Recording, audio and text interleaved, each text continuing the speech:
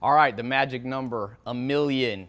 How can you get a million people to pay attention to whatever is your next big idea? Everybody's got a big idea that I meet. And the problem is, like the saying goes, if a tree falls in the middle of the woods and there's no one there to hear it, does it make a noise? And I always say, who cares, right? So if you have the greatest idea in the world and nobody ever hears about it, you might as well, like Joel Salatin, my first mentor, said, it's better to do nothing for nothing than something for nothing. So if you come up with this good idea and it's all for nothing, it's really a waste. And most people don't understand, the psychological aspect of marketing. They say they do. They read a little book here, a little book there.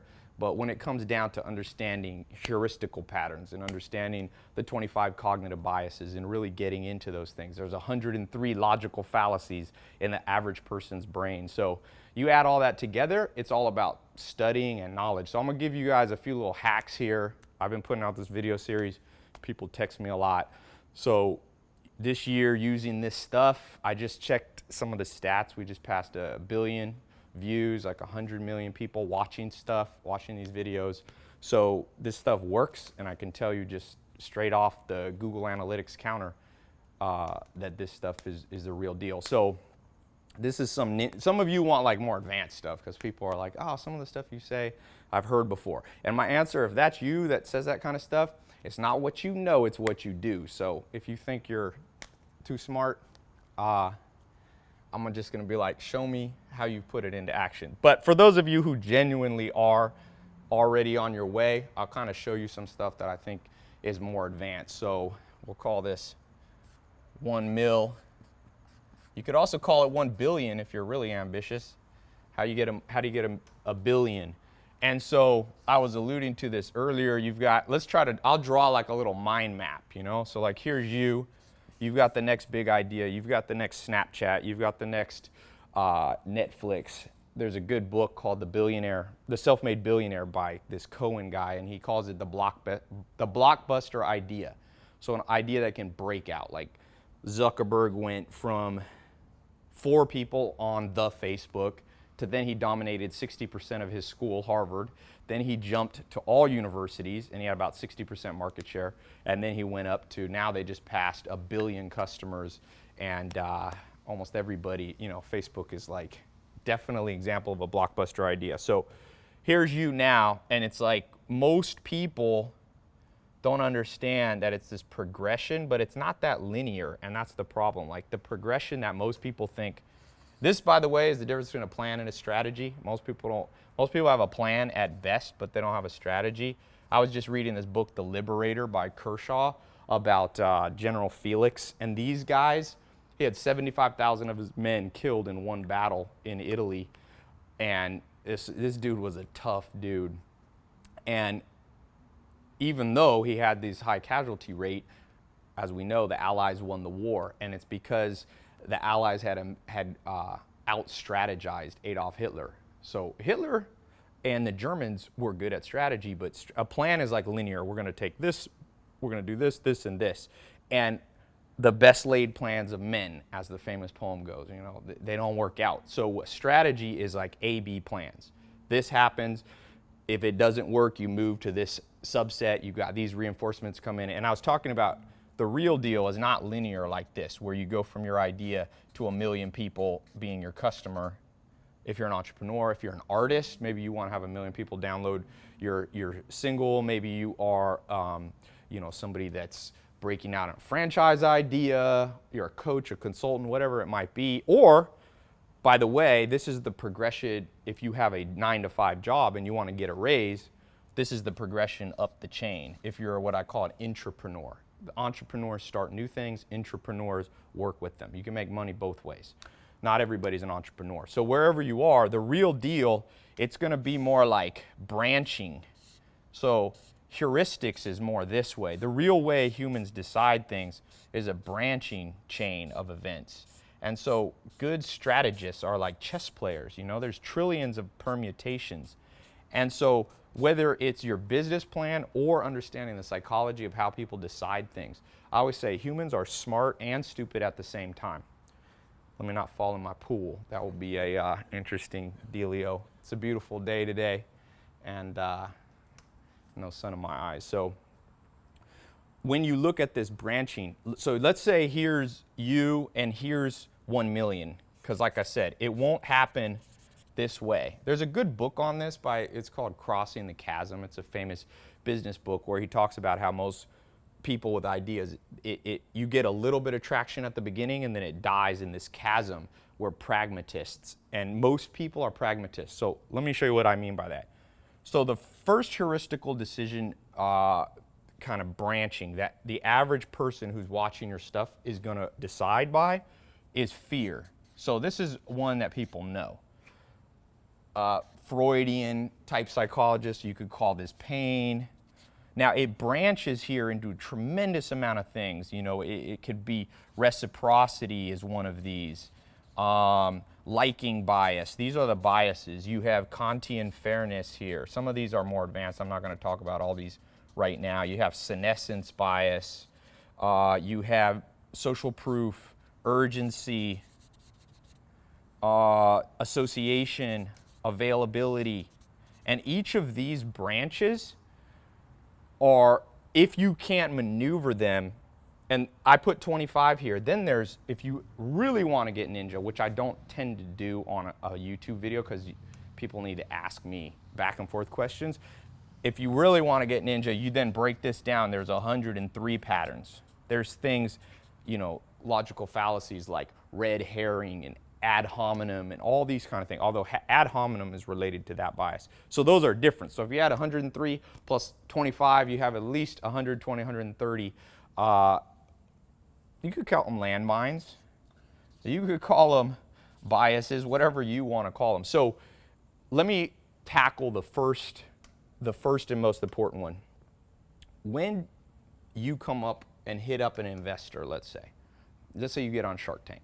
My buddy's here, and he was working with a guy that just got on Shark Tank. I won't say who it is. The show's not out, so it's confidential. But so you get on there. I don't care if you're working with Mark Cuban and billionaires. The default response of almost all humans is built into our DNA, which is a fear response. So we fear what we don't know. And the reason brands, by the way, you know, you hear a lot about branding. This is like a buzzword. Coca-Cola, #1 brand in the world. Disney, Playboy. You know, these are nationally and internationally recognized brands. That's a bullshit word, because what the hell does it mean? To me, it means status. And what status does, so status is an overarching one on all of these. So for example, there's a scientist, I forget what his name was. He said, if the president of the United States rolled into, let's say you're married or you have a girlfriend. So you got your girlfriend in the house. President Obama rolls in. He says to you, and he comes in. I met Bill Clinton once, was at my friend's house, not too far from where I live now in Beverly Hills. And Bill Clinton had, I think he had 9 Secret Service guys. And underneath here, they have Uzis and high-powered machine guns. Actually, an interesting side note, nothing to do with this. True story, Bill Clinton when he was the president, was walking out of the White House, and there was, it was like down a corridor where people were allowed to say hello to the president, the public. And he was going to get in his car, and he had his Secret Service guy with him, and Bill Clinton whispered, he said to Secret Service, he goes, I can't get in the car, somebody's grabbing me. And he said his security guard, like a ninja, turned around and broke the guy's arm that was grabbing the president, and the president got away. So don't fuck with the Secret Service dudes, they're pretty badass. So going back to this whole thing, when I met Bill Clinton, which I had a point to that, but now I got distracted on I'll think of it in a second. The president comes into your house. Obama, Clinton, whoever your favorite president is, and he says, get out and leave your wife here. Now, maybe you're a badass dude and you'd be like, no way. Mark my words, you would get out of the house. Why? High status. Oh, Dr. David Buss, a friend of mine, he's the one who. So status is one way to overcome fear, because if a regular dude walks into your house and goes, get out and leave your girlfriend, what are you going to do? You're probably going to smash him in the face, right? But status supersedes fear and pain. So branding is a powerful tool. And so the problem with branding, I'll give you a little practical tip. Every newbie that I know starts with a logo. This is their big question. Like, oh, dude, I just had some joker send me a thing. he wanted me to invest in his business, and he's like, here's my logo. And I automatically wrote him off. I wasn't trying to be a dick. I didn't say anything to him, but I'm going, this guy doesn't get it. He thinks that the heuristical patterns is like logo, and then you proceed to the next step. No one cares about logos for the most part. Some of you are going to argue with me. So as Richard Dawkins, the famous scientist, told me the other day, I was talking to him, he said, best advice he ever got, believe with evidence. Only believe with evidence. So I'm going to give you evidence so you don't have to believe what I'm saying. You can believe the evidence. Google this website, Berkshire Hathaway, okay? This name right here. You might have or might not have heard this name. So just Google that name. It'll come up, the first result, and click on their website and show me what their logo is. There's no logo. It just says Berkshire Hathaway. Now you might say, who cares? I said, this is a 300B company, billion. That's Warren Buffett's company. That's the parent company. The only thing bigger than this is Walmart and Apple. I don't even think Amazon. 300 billion market cap, no logo. You know why? Because Warren Buffett has status. He doesn't need a logo. So a logo is something you need. I heard a guy talking about before the fight with Mayweather and Pacquiao. Somebody was going, Mayweather's a bitch. And I saw it on some random website. And somebody's like, why do you say that? And he goes, do you think Mike Tyson needed bodyguards to pick up his kids at elementary school? And he's like, no, he didn't need that. Now, I don't think that's true. But Mike Tyson had status physically. Not many people are stupid enough to mess with Mike Tyson. And Berkshire Hathaway, that company, doesn't need a logo because they've already overcome human propensity to fear. There's a famous Nobel Prize winning researcher who discovered this concept. Okay, so there's he didn't call it fear, obviously, but there's all kinds of things that people want to do. You know this, and you end up, by the way, sorry, my R, with adverse selection in life, which is a whole nother conversation. But people are risk averse. This is Nobel Prize Science 101. And so brands alleviate that. Let's say McDonald's, crappiest food in the world, right? You ever seen Super Size Me, right? The guy goes in, he tells his doctor, I'm going to eat supersized McDonald's food every single day. What do you think the outcome? And the doctor does his blood test at the beginning, and the doctor says to him, he said, you know what? I think this is going to negatively affect your cholesterol a little bit, you know, you won't, but it'll be okay. You can reverse it. If you watch the movie, Morgan Spurlock's his name. A month into it, he goes back to his doctor. He's been eating three times a day, supersized food. And the doctor comes out. It's the funniest scene in the movie. And it's all real. It's like not scripted. The doctor goes, you have to stop. You're going to die. You have already done irreversible damage to your liver and all this. And so McDonald's, though, still sells billions and billions of burgers. You know why? Because it's not just branding, it's status. Now, let's just take McDonald's because I'm talking about it. What does the McDonald's sign say? Billions and billions served. And I'm not just picking on McDonald's. This goes for, there's all kinds of crappy food, okay? I'm not an anti. I feel like one day McDonald's, big corporate hitman, gonna come for me. So let me spread the lack of love across Taco Bell, Burger King, Wendy's, and blah blah blah. So, but billions and billions, that's a psychological mind fuck on you when you drive by that store and you see billions of billions. Boom, what heuristic is that? Well, it's right here, social proof. It's also, so they're showing if billions of people have eaten it, then you shouldn't be risk averse. So they move you down the chain. And they move you, bop, bop, bop, bop, bop, bop. You can do all kinds of things. Remember, McDonald's has the McDonald's House, which is the charity. What's that? Kantian fairness. Immanuel Kant, one of the greatest philosophers centuries ago, said that humans have an innate sense of fairness, which goes along with reciprocity. So you go, McDonald's, sure, 70% of kids are fat in the world, but McDonald's makes hospitals to treat them. So I guess that makes up for getting them fat to start with. So that's a reciprocity play and a liking play, and you can move through all of these things. Like I said, I don't have time because I actually have to go in a second, and I got some guests here. Thank you for their bored listening to me babble. But I'm going to do a talk I decided to do one, and I'll show you how you can move things down the chain in a lot more advanced way. And maybe I'll have time in that talk. So there should be a little link here above, below. Click the link. It's a free talk, don't worry. You can watch it on your good old, where did I put my phone? On your phone, on computer. You can watch it in 40 different countries. So if you have an idea, I'm gonna go through some practical things, and I'll also, this is the ninja stuff. And I definitely won't have time to go through the 103, but I'll do a few. It's a live talk, so you can ask me questions. Last time it was interesting. We started blowing up my chat, like it would take down my site because too many people were asking. And so we put on this third party like enterprise chat, and we blew that up.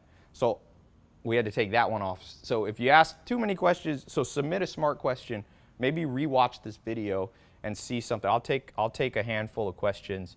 These ones I've never talked about, the logical fallacies, but man, if you break these down, listen, most people are the bitch of their own brain.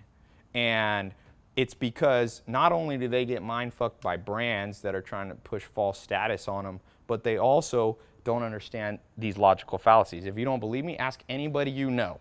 Ask them what ad hominem is. Ask them what a red herring argument. By the way, this is the problem in the school system. What's the best thing a school could teach you to do? Not social studies. I remember social studies. It's just like, what a waste. And here's the problem. You know the problem with traffic? So this is LA, this is Beverly Hills, but the problem in traffic, economists say, is that if you're driving and it takes you an extra 15 minutes because the roads were laid out stupidly, okay?